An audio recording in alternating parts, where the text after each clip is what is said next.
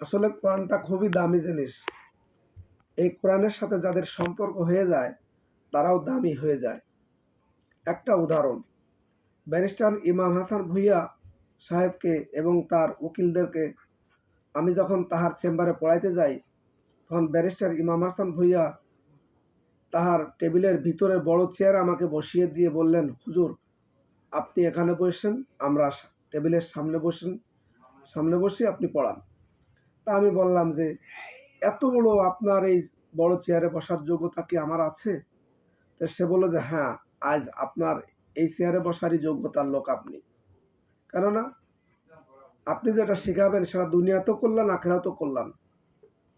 আর আমি বললাম যে আপনি যে বিদেশ থেকে, লন্ডন থেকে সনদ নিয়ে আসছেন এই যে মেটেল দেওয়ালে ওয়ালে, তাহলে এটা কি?